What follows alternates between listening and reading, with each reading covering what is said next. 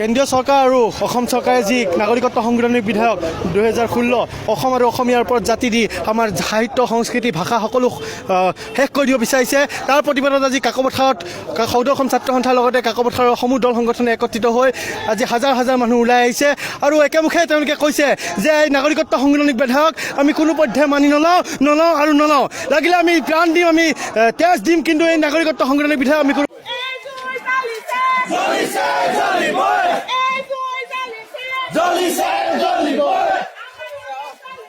Jolly,